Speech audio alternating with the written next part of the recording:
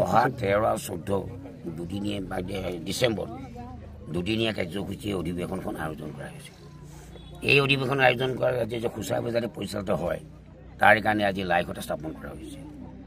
এই লাইখটাৰ মূল উদ্দেশ্যটো হৈছে যে আগন্তুক যি 13-14 গৰিয়ামৰীয়া জনগোষ্ঠী সমাৰোহ যাতে সুন্দৰভাৱে পৰিচালিত হয় তাৰ কাৰণে ভগৱানৰ আল্লাহৰ ওচৰত আমি আগবঢ়াইছোঁ আজি লাইখটাটো। এই হ'ল মূল উদ্দেশ্য। মই আশা ৰাখিছোঁ সেই দুদিনীয়া কাৰ্যসূচীয়ে অসমৰ সকলো জাতি জনগোষ্ঠী গৰিয়ামৰীয়া যাতে প্ৰজন্মসকলে সচেতন হয়, তেওঁলোকৰ যাতে প্ৰেৰণা যোগায় ভৱিষ্যতে গৰিয়ামৰীয়ানো কোন। এটা জাতি যেতিয়া জীয়াই থাকিবলৈ নিজৰ জাতীয় সংস্কৃতি লাগিব, পৰম্পৰা ভাষা সংস্কৃতি লাগিব, তেতিয়া এটা জাতীয় পৰিচয় হয়। এই জাতীয় পৰিচয় গৰিয়ামৰীয়াসকলৰ জাতীয় পৰিচয়টো কালৰ বুকত হেৰাই গৈছে। উদ্ধাৰৰ কাৰণে তেওঁলোকে আজি উঠি পৰি লাগিছে। সেইটো ভাল পদক্ষেপ।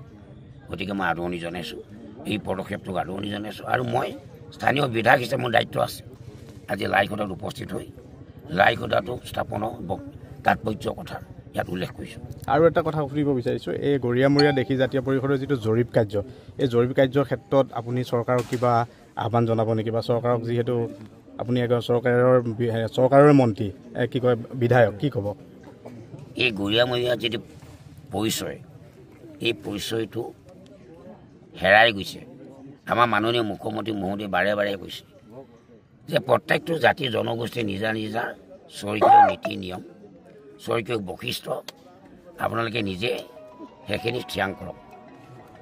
গতিকে সেইটো জয় কমিটিও মাননীয় মুখ্যমন্ত্ৰী ডাঙৰীয়াই ডক্টৰ হিমন্ত বিশ্ব জনপ্ৰিয় মুখ্যমন্ত্ৰী ডাঙৰীয়াই ইয়াক জৰীপ কৰি যে প্ৰকৃততে গৰিয়ামৰীয়াসকল কোন সেইখিনি উদ্ধাৰ কৰিবৰ কাৰণে তেওঁলোকে দায়িত্ব অৰ্পণ কৰিছে।